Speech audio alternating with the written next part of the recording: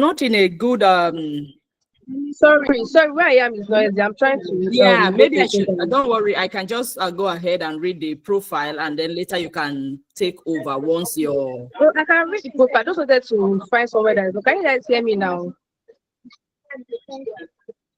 yes, we can hear you. All right.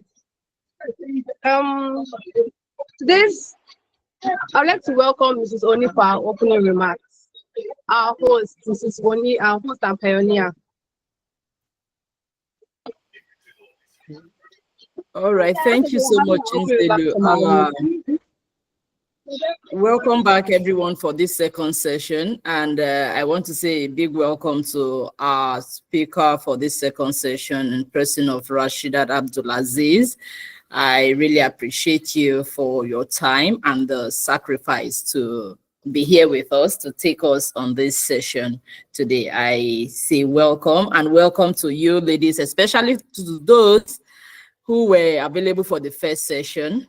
Kindly go back to the platform and remind others to be available for this session on cybersecurity. Right, we have an expert here, and you don't want to miss it and just wait for recordings alone, right? So please go and remind others to join the call, as the speaker also definitely had other commitments but made out time to be here with us. So it's not right that there's just few of us that are available. Meanwhile, I say thank you to every one of you who are available right now.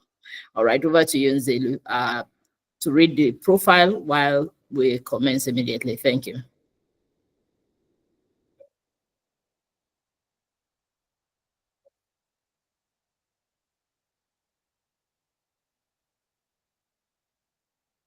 Okay, Nzelu, are you there? Or I can go ahead. I'm here, ma'am.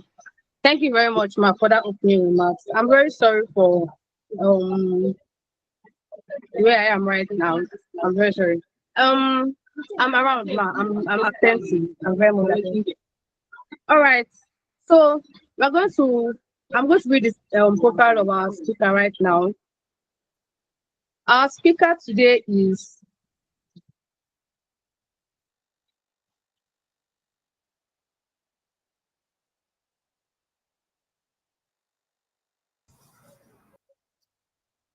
please, if you can hear her, kindly react with an emoji. If you can't, I'll just gladly go ahead. If you can hear her, or if you can't hear her, rather, let me see an emoji from you. If you cannot hear Nzelu, you can't hear her. All right, thank you. Very shortly, the profile of our speaker for today, Rashidat Abdulaziz, is an experienced SOC analyst specializing in threat detection, incident response, and proactive defense strategies, with a strong focus on mitigating cyber risks and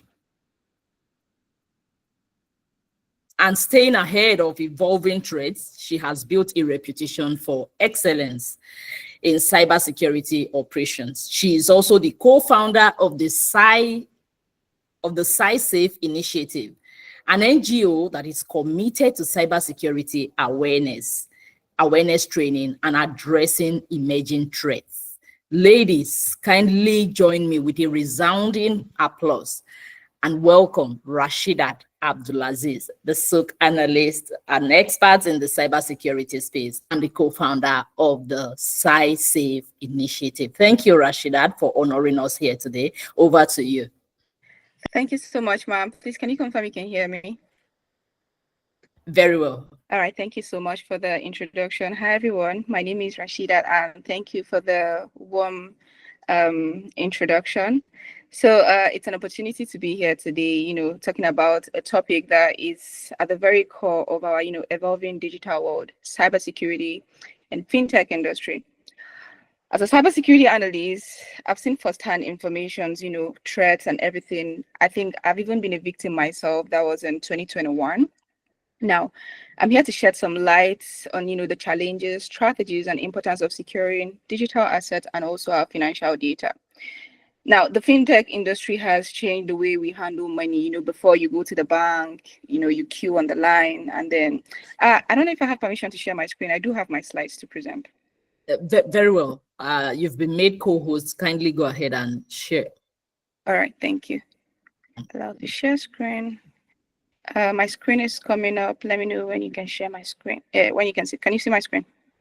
Not yet. Yes, very well. All right.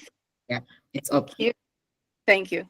So, before you go to the bank, you queue and then you deposit your money, and you also send your money or you receive your money and all of those things. But with the help of technology, things has evolved. You have your banking apps where you just put your money there, put the information you need to send money to someone. So it has really evolved. Now, but with this advancement also come new risk. That is, cybersecurity is no longer a luxury, but it's a necessity. Now, I have a slide here and with a couple of points where we'll be talking about today. Sorry to ask, Ma'am Deborah, this is a ladies session, right? I see a lot of ladies. Very well. Here. Yes, all ladies.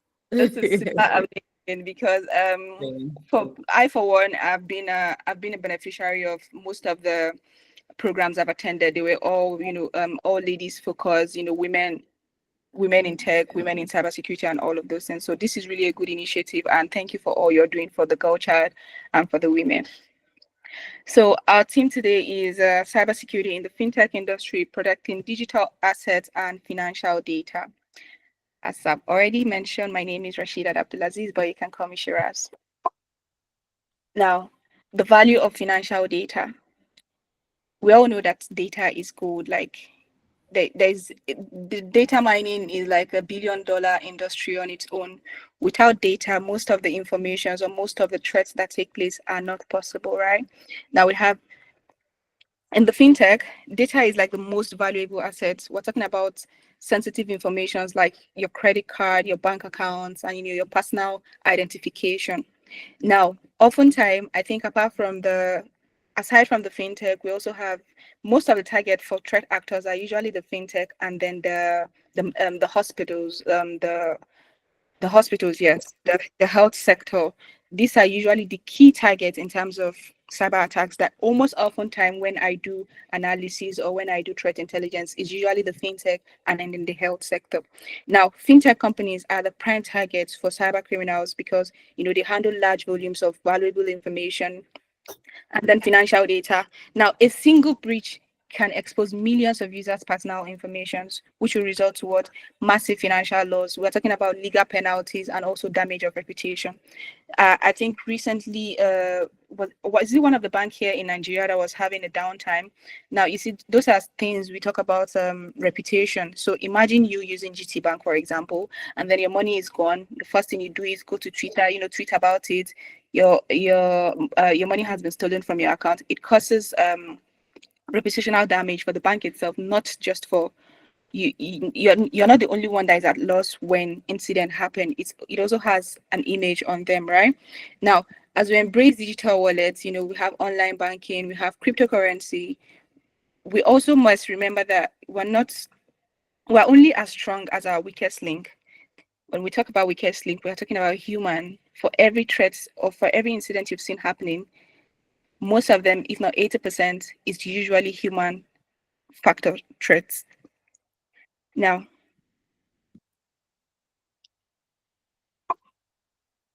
understanding the threat landscape, what are the key threats in the fintech industry? We're talking about phishing attacks, we're talking about ransomware, we're talking about data breaches, and then we're talking about insider threats. I think the internet, or rather the social media space, has evolved so well that oftentimes you go to Twitter or you go to Facebook or any of these things and you see people partaking in challenge on some online challenges where someone will say, I have the most beautiful ATM card. They post their ATM card with their personal information. You can see everything on the card, and then they also ask you to post your own. And then you see a lot of people participating in this type of things. Like you're making the work easier for people that do social engineering. I'm sure we're aware of what we call social engineering. Social engineering is knowing your target. What social engineering basically is like the initial state, you want to know your target, what they do, where they live, things they do, and all of those things. So most of those things we partake in on social media that we think is for fun are usually what makes it easier for the attackers, for the bad guys to have our information. Now, talking about the threats, we're talking about phishing attacks. Oftentimes you see someone send you a link, you're just sitting down and someone send you a link and be like, oh, can you click on this to claim 5,000 naira, or click on this, or rather Tinubu is sharing a palliative or something like that. And then you, for one that don't have, knowledge about this, you just go ahead and then you click on the link. Now, most of these links are what we call RAT, remote access Trojan. Some of them, you don't necessarily have to interact with them. As soon as you're clicking it, your informations are gone. In fact, your money can be gone at the same time. Then we have things like ransomware, data breaches, and then insider threat. I think there was this pandemic, Fabakas, 4 years ago, and it's still happening now. Immediately you go to open a bank, coming out, the first thing you see, immediately you see someone calling you like, oh, you just open an account with us now. We need this so information. And, you just open an account, and then you kind of shocked or surprised. How did you know that I just opened an account? That's because, especially here in Nigeria, most of our data are being sold at splatter. As soon as you're opening your informations, or rather, as soon as you're opening an account, they're giving your informations out. It mustn't necessarily be them, but, there's what we call honeypots also. So those are things that we're talking about, phishing attacks, ransomware, data breaches, and then insider threats. Now, for phishing attacks, criminals use deceptive, emails, messages, and websites to trick individuals, right? Then they make you review like your sensitive information. Now, you have to also know that phishing remains one of the most effective ways to breach a system because the target is a human element. Now, imagine me that I've been looking for loan for a very long time now. And then, I keep searching for things like loan. And all of a sudden, someone sent me a link that, oh, these people are offering loans. So if I click this, it's going to give me access to money. You see, that's what we're talking about. Human being the weakest link. That's the target there. Then for ransomware, like the major concern for financial institution now, attackers can encrypt your critical data and demand a ransom, threatening to leak your sensitive information. Now imagine, let's take one bank in Nigeria for example. Imagine GT Bank being a victim of ransomware. All of their systems have been locked out. Nothing they can't do nothing. Especially when you're dealing with APT. There's what we call APT. We call them advanced persistent threat actors. They're really crazy and then they're brutal. They take their time. It could take 5 years for them to take their planning and everything. Now, ransomware is another threat in the fintech industry. Then talking about data breaches, we've all heard about the massive breaches that have made headlines. These breaches not only compromise your data, but it can also lead to severe financial and reputational damage, like I've earlier mentioned. Now, insider threats, the biggest risk comes from within. We're talking about disgruntled employees or those who fall victim of social engineering. Remember, I mentioned social engineering from the beginning. Now, it can be unknowingly or it can be knowingly, and they can provide access to malicious actors. Now, when we're talking about disgruntled employees, we're talking about someone who thinks they're underpaid or, something happened and, they just feel to become a bad person. That's insider threats. They could easily give. Imagine a manager of a bank being a disgruntled employee. That's going to be very disastrous, right? So those are things that are key threats in the fintech industry. Now, what are the best practices for protecting digital assets? We're talking about zero trust model, multi-factor authentication, data encryption, and then security audits. Now, when we talk about zero trust model, it means not trusting anyone inside or outside your network by default. You always have to verify everything every time. Even if you verified something 1 minute ago and then you want to do it in the next 5 minutes, you still have to verify to check the integrity of what you're doing. Now, someone just called you. Hello, my name is Rashida and I'm calling from your bank branch. We want you to provide us your, is it CVV or what they call it on your ATM card? We want you to send this to us. And immediately, because you feel you just assume the person is calling from your bank. That's, you just automatically trusted the person because they could maybe mention your initials, your name, your full name, or your date of birth, and then you think, oh, it's confirmed. No. If you have to go to the bank yourself, go to the bank yourself. Now, that when we're talking about zero trust architecture, that's what we're talking about. So just because someone have access once doesn't mean they should also have access again without re-verification. That re-verification is very important. Now let's talk about multi-factor authentication. We're talking about things what you know, or what you have. Oftentimes, like take for instance your banking app now. I think I changed my device recently, and then I was locked out of all of my accounts here. So now if I want to log in back into my account, it asks for my password. Now I've put my password, but it also wants to verify maybe things I know or what I have, maybe a token, and then it sends you another code to your email, or it asks for your thumbprint or your facial recognition. Now multi-factor authentication also adds another additional layer of security just beyond password, right? Now in fintech space, it is also very crucial because it significantly reduces the chances of unauthorized access. You might know my password, right? Now, if you know my password and you're able to my bank application, for example, now with multi-factor authentication, if you know my password and you don't have access to my Gmail, or rather my there's all these authenticator apps. If you don't have access to my authenticator app, you won't be able to have access to my bank. But of course, you have my password. So you see, multi-factor authentication adds extra security beyond password. Now, talking about data encryption, whether at rest or whether in transit. Now, encrypting data both at rest and in transit, even if a hacker manages to get their hands on it, it's encrypted. So the data is basically useless without the without the encryption key, of course. So that's why you have your password, but your passwords are not in plain text. They are always usually very encrypted. So even the financial sector, when they have access to your data, they make sure they encrypt it. So even if it gets missing, or if it's stolen, or if attackers have access to it, it's encrypted. So it becomes very useless to them. Then we're talking about conducting regular security audits.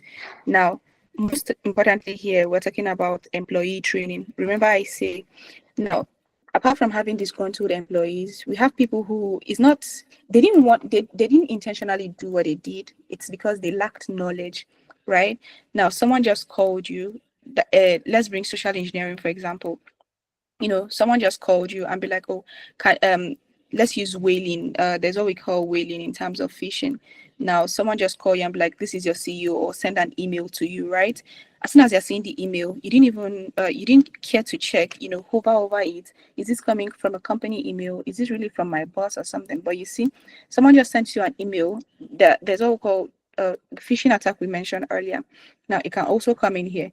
Now, when you receive a mail, you see that it's from your CEO, it's from your company and all of that, but there is more below what you're seeing, just the surface. When you do like a proper investigation, when it doesn't even necessarily have to be an in-depth investigation, by just hovering over the links, like the sender, you can see where it is originating from and all of those things. Now, if you don't have what we call employee training, which is letting your staffs or your organization staying ahead of the ever-evolving threats, because the way threat actors operated 5 years ago or 10 years ago is not the way they are currently operating. The threat landscape is evolving rapidly, and you also have to stay ahead of this. Now, human error is often the weakest link. Now, regular cybersecurity awareness training will help employees to recognize phishing attempts and also to understand the importance of safeguarding sensitive information. Now, the role of AI and machine learning in cybersecurity. When you're talking about me as a stock analyst, for example, we have there's what we call alerts. You are monitoring alerts. You have like 100 alerts coming daily, 200 and all. And then oftentimes we have things like false positive, or true negative, or true positive. Now, true positive is something that, okay, when you saw this alert and then you did a further investigation, it is actually what it is, right? Now, when we're talking about AI, this helps us to, we're talking about anomaly detection, predictive analysis, proactive defense strategies. Oftentimes, I always say it's better to be proactive than to be reactive. Now, what do I mean by this? Instead of you reacting, you should be proactive. You're already foreseeing ahead. What are the things that can happen? If this happens, what should we do? And then you already have things in place for this, right? Now, in fintech, we're not just fighting back manually, right? We're using advanced technologies, because even the threat actors are not doing their things manually like they did before. So if they are staying ahead, we also have to stay ahead. We also have to evolve as they are evolving. Now, using advanced technologies like, artificial intelligence and also machine learning to detect and then respond to threats faster. Now, I mentioned anomaly detection. AI systems can monitor user behavior and detect anomalies that could, indicate fraudulent activity. Take, for instance, your banking app. I always use your banking app, we're talking about fintech here. Now, take, for instance, your banking app. You try to, put your password, and then for anomaly detection, you put a wrong password the first time, you put a wrong password the second time, you put a wrong password the third time. As you're putting the wrong password the third time, it should automatically log you out, and it shouldn't, allow anyone have access again. It should automatically detect that, okay, something is wrong. This is unusual, If it's me that is logging in, even if I have forgotten my password, I should be able to click on forget password, right? Now, predictive analysis. Machine learning can also help predict potential threats, based on patterns, observing historic data, and also allowing companies to prepare and defend against likely attack. Now, these technologies are game changers, of course. AI is rapidly evolving, and then we also have what we call like I think I mentioned proactive defense strategy. So instead of being reactive, we should be proactive. So AI and machine learning helps us in being proactive rather than being reactive.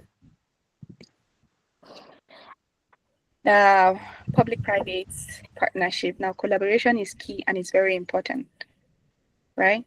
Now, we can't do this alone. I mean, even the cybersecurity people, like if you don't have access to some information, say for instance, a threat happened and they posted about the threat, but they didn't even share information of who the threat actors are, what was taken, what were their TTPs. When I'm talking about TTPs, I'm talking about, their tactics, their techniques, and then their procedures, especially in Nigeria. They only share like the peripheral stuff, is they don't go in depth, So when this collaboration is there, sorry, someone is interrupting me. Now, when this collaboration is not there, it makes it less effective. Now, fintech companies, cybersecurity experts, and also regulators need to collaborate and share threat intelligence. When companies share data about, emerging threats, and it makes us to be better prepared to defend against them. If you don't share what is happening, cybersecurity experts can't know how to go about it, sharing the threat intelligence, right? Now, sharing threat intelligence, we're talking about companies and regulators sharing information to enhance their defenses, regulatory compliances, we are staying ahead of regulations and standards, then collective responsibility. One company's security effort can help protect the entire ecosystem. Now, this particularly, say for instance, we have like 5 fintechs in Nigeria, and then one person was attacked, one person had a severe breach. So if they don't share that information, others can't protect themselves against that particular attack. But when they share the information, it gives others an edge. So instead of 5 fintechs being attacked, rather 1 out of the 5 will be attacked. Then the remaining 4 are able to be prepared ahead. Okay, what are the future trends in fintech and cybersecurity? We're talking about blockchain and decentralization, quantum computing threats, stricter regulation, and then post-quantum cryptography. I think at the beginning of this section, I had earlier mentioned that I was a victim of an attack once. That was in 2021. So before now, I trade cryptocurrencies and all. And one day, I think I connected my wallet to a phishing link. Of course, I didn't know it was a phishing link. And then when I connected my wallet, and within a twinkle of an eye, everything I had was gone. That was the end. Right now, it was very disastrous. I was very down that period because everything I had was in cryptocurrency. It was just a single mistake, right? If I had the knowledge of just taking that particular link, going to people places or open source places like Virus Total, putting the link there, and seeing that, oh, it's a phishing link. But me, unknowingly, I connected my wallet, and that was the end of it. Now, blockchain and decentralization technology, while also offering enhanced security through decentralization, but it also comes with its own unique risk. We're talking about smart contract vulnerabilities. Now, I think even in the cybersecurity space, we have domains called smart contract auditors. What they do is just like you have your pen testers, you have your ethical hackers, and you have your SOC analysts. You also have people that are smart contract auditors. Now, for the blockchain, that is what they do. They audit the smart contract, look for vulnerabilities, and then report it immediately. Then we're talking about quantum computing, which is on the horizon. It's not so vast right now, but it's on the horizon, potentially breaking the current encryption standards. So we also need to start preparing for, all of these things. Then we're talking about regulation and compliance. Now, as the industry grows, so will the regulations. Compliance will no longer be optional, but a requirement for any fintech company aiming to thrive. I think we have a couple of compliances here in Nigeria and across Africa and across the world. There are rules that govern my data, sharing my data, and all of those things. And especially when you're in Africa or you're in EU, each region has rules that govern them. I think that is not particularly my field. That is for GRC, which is what we call governance, risk, and compliance. Although I have written a couple of policies and all, I have an idea of what they are, but that is not my field. Now, in conclusion, what are our key takeaways? The fintech industry, cybersecurity isn't just about protecting your assets. It's also about building trust. Every time a customer makes a transaction, they're trusting you, or rather, us, the professionals, with their hard-earned money and then their personal data. Now, it's your responsibility to protect it. The risk are real, of course. We've had, I think, last 2 weeks, I saw someone on Twitter who said their grandma was, I think someone sent a message to their grandma. And then just like you'll be on WhatsApp group and you see a lot of information flying around, oftentimes you even see it forwarded many times. As they are receiving it, they are forwarding it. Now, you being in this section today is an added advantage to you. Now, you should be able to communicate. What I do is, that's why I have my NGO. For everybody I come across, for everyone I will ever come across, even if it's the basic ethics of cybersecurity, the basic ethics like not sharing your information, basic ethics like confirming things before you click it, please also pass it on to the people around you. We're talking about your family, your immediate family, your community, your schools, try and the more we share this information, the better it gets. I know it can be hard because I think I taught someone about cyber ethics, and then a few weeks after, this person is sending me a phishing link. I was like, everything I told you last week, you didn't hear.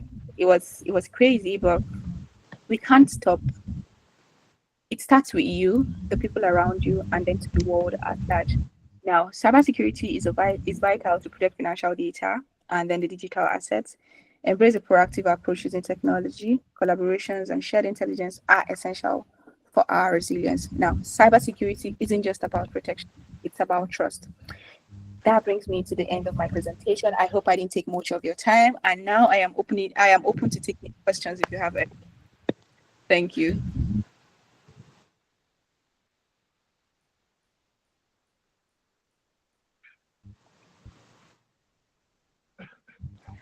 Hi, Deborah. Can you hear me?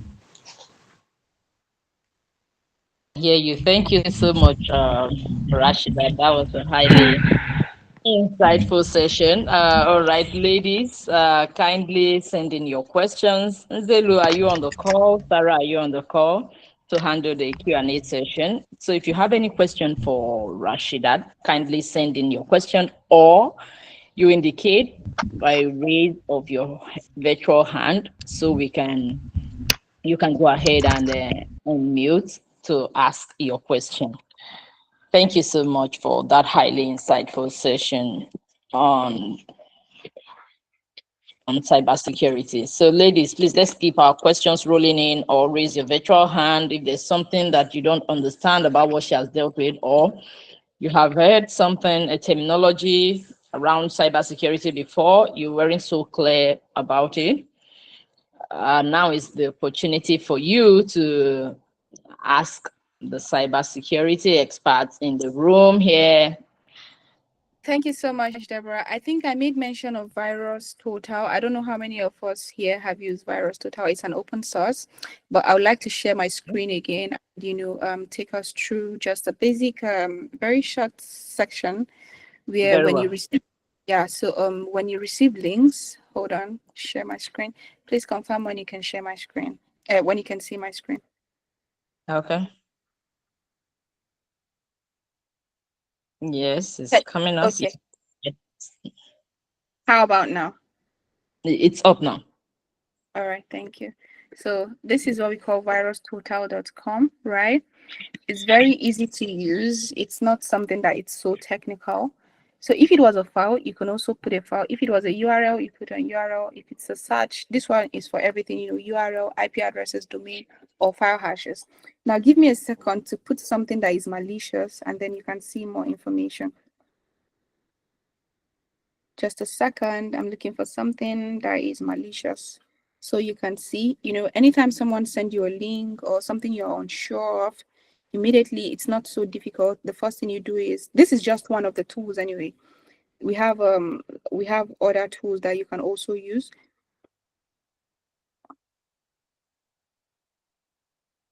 Just a second. I'm looking for something that is malicious. Anyway, history, hold on.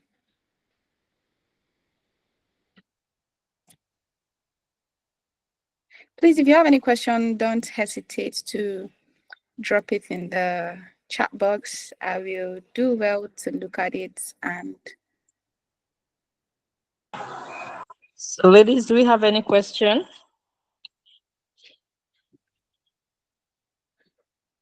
Anyone with any question?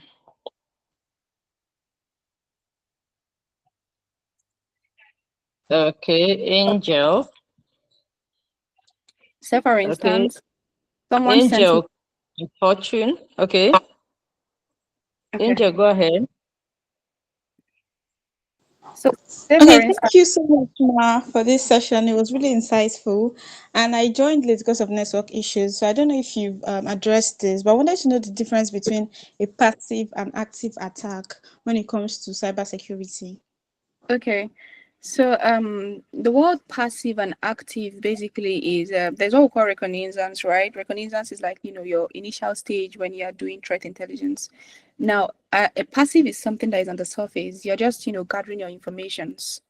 You're not engaging with the target yet. Now, passive is you gathering information like, where does this person work? What's their Facebook handle? What's their Twitter handle? What's their LinkedIn? You gather your informations. Where are they working? Who is their CEO? Now that is passive. Now, if it was, say, for instance, looking for the person's IP address is also passive. It's not active yet. You're just gathering your information. That's like your initial stage. Now, active is when you're now engaging with the target, right? Active is me sending payloads. Say, for instance, I'm trying to attack your organization or your company.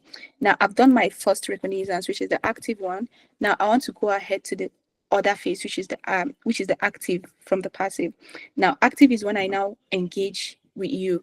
Now, if let's take the human factor and social engineering, for example. Now, my passive this thing would be approaching you that works in a company. I try to make friend with you. That's where my social engineering begins. I try to know what time you go to work, what time you close, where is your favorite coffee shop. Now, active is when I'm now trying to engage you. Active is me giving you a payload. It could be like a USB drive. Now, I can just tell you, oh, I have this USB drive. I want you to put a movie for me, right? And then you unknowingly, you just collect the USB. You go to your office, and then you plug it into your office computer, and that's the end. I'm already in your system. That is where the active starts. So the passive is gathering your initial stage information, and then the active is when you finally engage your target. I hope that answered your question. Yes, thank you. Did. All right, thank you. I see another person have another question. I have someone have their hands raised. Olua Busayo, you have your hands raised.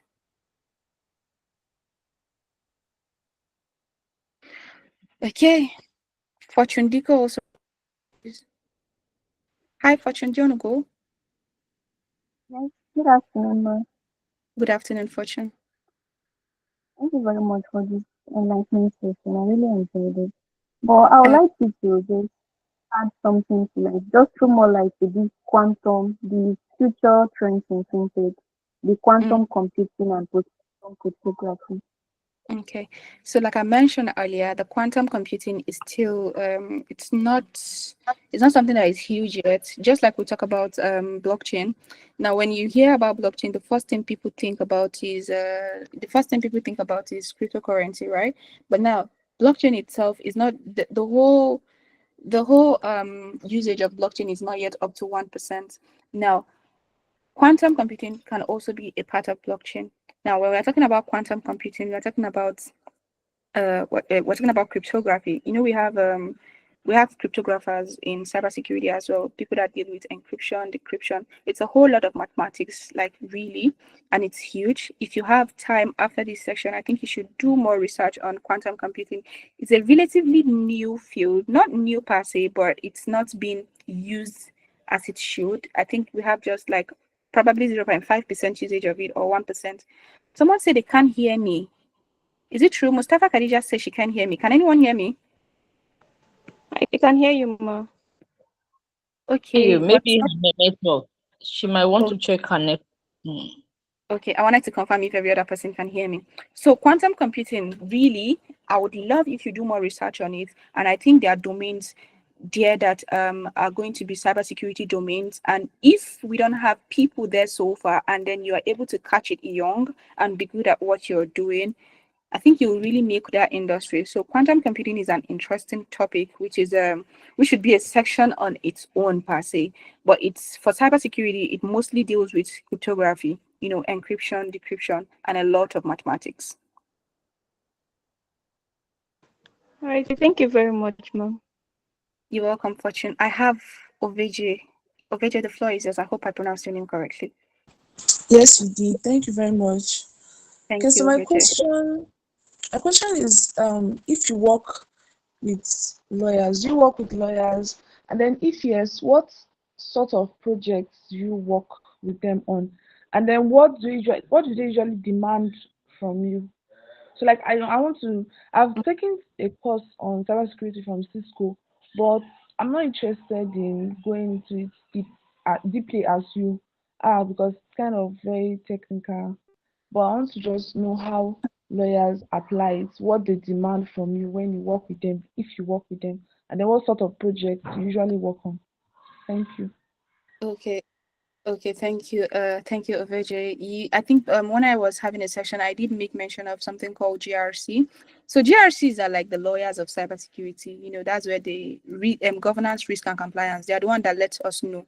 Particularly, I'm not in the GRC domain, but I've worked on projects like I've always had to check on compliances, companies compliance, region compliance, what governs what. If you're an ethical hacker or a pen tester, before you take any action on any penetration testing, you have to know what laws govern what region you are particularly penetrating in, right? The place you are working, right? Now, as a lawyer, I'm going to assume you are from the law field, correct, Oveje? Hi, Oveje. Yes, Can I assume you are yes, a I am. lawyer or in the law field? Okay, In the law that's field. amazing. Now, what are your okay? So now, what are your transferable skills as a lawyer? As a lawyer, I am for my company, Decisive, my NGO Decisive. My co-founder is a lawyer.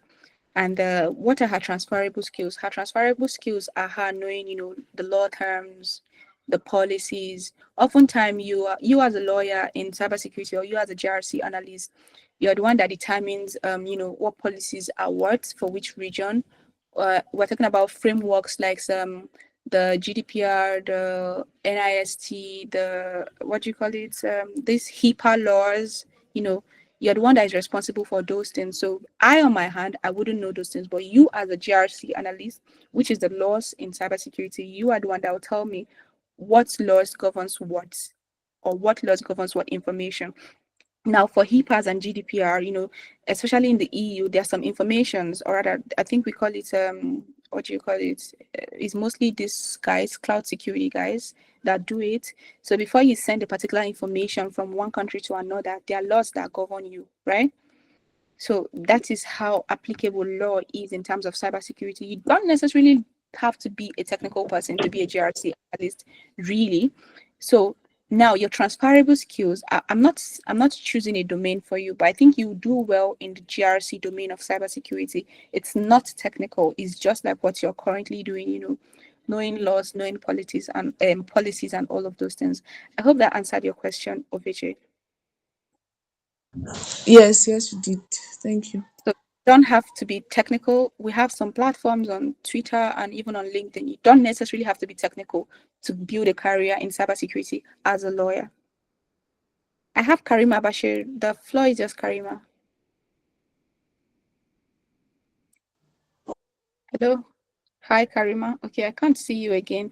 I have Oluwabusayo. Oluwabusayo, do you want to go now? Yes, I do. Sorry, the last time you called me, I thought my mic was on, but it wasn't. All right, that's fine. That's no problem. Okay, so good afternoon. I wanted to ask if I want to pursue a career in cybersecurity, what do you think is a good start for me? And okay, I've forgotten my other question, but that's my first question. Okay. The first thing I always tell people is I think over the years, I've had people, come to me and tell me about, mentoring them and all of those things.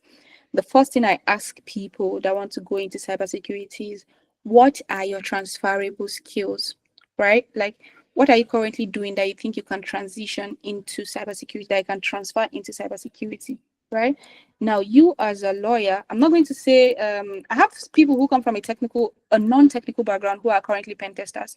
Now, for a start, don't choose a domain.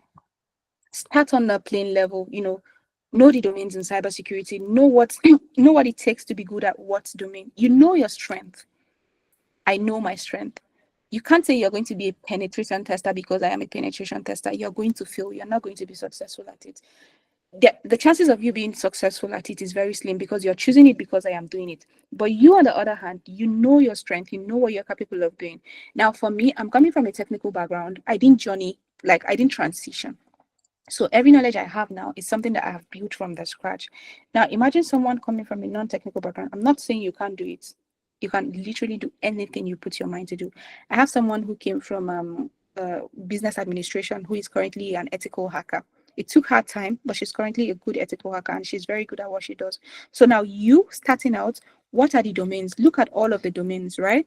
Now, when you look at the knowledge it takes to be good at that domain. What are the technicalities? What are the requirements? Now, if it's something you can do, then you can now decide, oh, I want to be a SOC analyst, or I want to be a cloud security engineer, or you want to be a penetration tester, or you want to be a GRC analyst. So what I often tell people to do is go to LinkedIn, look for a job. When you look at that job, look at the requirements. What do they need? Do you understand? If you're a GRC analyst, what makes you a good GRC analyst?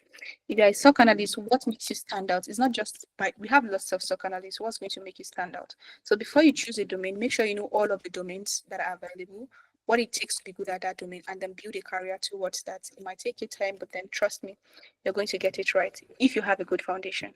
I hope that answered your question, Lua Busaya. Yes, it does. Okay, my second question is there any way we can link cybersecurity to forensics, or they're like two different things entirely? Oh, forensics is a domain in cybersecurity. They are not different. It's a domain in cybersecurity. I have a couple of people who are digital forensics in cybersecurity. It's a particular domain on its own, and it's also an interesting one. I think I have a community on Twitter who are basically just forensic people.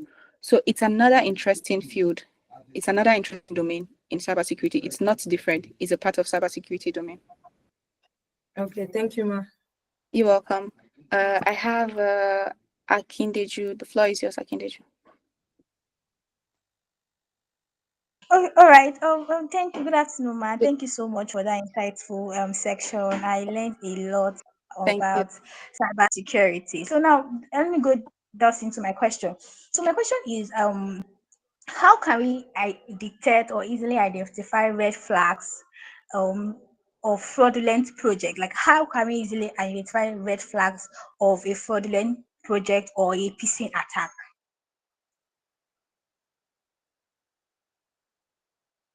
Sorry, ma, can you hear me? Oh, yes, I can hear you. Sorry, my mic was muted. So I think I sent a link to the chat box, but please don't click on that link. It's just, do not click on the link. It's just for us to have a practical session. Now I'm going to copy this link and then go to my virus router. This is just a message that was randomly forwarded on WhatsApp, right? Invites you to earn money together, no investment required. Everyone can withdraw money, right? Now, as soon as you see this, obviously, from my perspective, I already know it's something fishy. I have zero trust. I don't trust anybody, even myself. Sometimes I don't trust myself. So I always, try to verify again. Now, the first thing I would do is copy that link, go to my virus total, and then click on search, right? Now, when I click on search, you see that this is not even highly malicious. It's just one, but obviously it is malicious. If you click on that link, there's every possibility they will collect your data. If you have passwords saved on your phone or on your device that are not encrypted, they'll have access to it. I was trying to look for more, just a second. I was trying to look for more phishing, hold on, analysis. Just a second. Then especially for emails, when you get emails, the first thing you should do is, hover over an email, look at what was sent to you. And then, like I mentioned, the first place, that is just an open source. There is more to detection than just VirusTotal, right? So we have other things we use, even if it was a file, if you had a suspicious file, right, that I wanted to, verify the authenticity, you can also put it on VirusTotal. You will see if it is malicious. I'm looking for something that is highly malicious and not just little. Just a second. This is a pcap file. No, not this. I used to have a lot of malicious things for exercises, but unfortunately today I am not with my work system. Aha, phishing email. Now this is a phishing email, right? I've already done the analysis on this one. I know it will look like jargons, a lot too much of information, but this is like the raw data of the email, right? Now, when you receive the email, this is not how it's going to come. It's just going to come like, hello, hi, this is what I want you to do. But when you do further analysis, you're able to gather a lot of information. That's why I said there's more to analysis than just VirusTotal. But for your own sake, when you receive a file that you think is suspicious, head over to VirusTotal. Now, don't click on the links. Just the first thing you should do is, go to VirusTotal and all, and then confirm the integrity of whatever you're dealing with. Even if it's a file, you see the hash, you see the everything, all the information you need, and you'll know. And then I also wanted to you see this reanalyze that is here. Always click on reanalyze, because attackers also take advantage of these things. So if you reanalyze it, you see the last analysis was done 4 days ago, but if you reanalyze it, you always get more data. Unfortunately, I'm not with my work system. I would have loved to show you some phishing email attacks that I have on my PC. But whenever you get an email, right, the first thing you should do is always hover over something. When you hover over something, if I was with my work email, you're able to see a lot of information. When you hover over it, it might show you this show marks, right? But it's not really show marks. When you hover over it and then you do more analysis, you're now able to see what they are masquerading as. You're able to see where the server is coming from, all of those information. So whenever you're not sure of anything, head over to VirusTotal. If it's a file, put it. If it's a link, put it. Whenever anyone send anything to you, make sure you verify before you click it. I hope that answered your question. Yes, thank you very much. Yes, well detailed. Yes, I understand. All right. This thing is called VirusTotal. VirusTotal. Virus. I'll just copy the link and drop it there.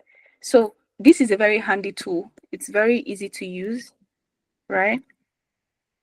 Very easy to use. There's no technicality. You don't need to have any technical knowledge to be able to use VirusTotal. And also send it to your parents, your loved ones and all, just for basic listening. So do I have any more questions?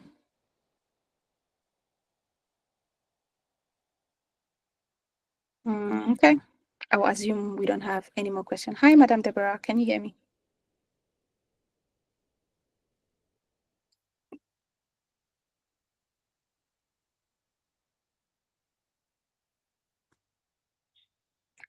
Okay, I see we have. Yes, I can hear you. I was trying to unmute and the system was just holding on. Thank you so much. I guess that's all the question, right?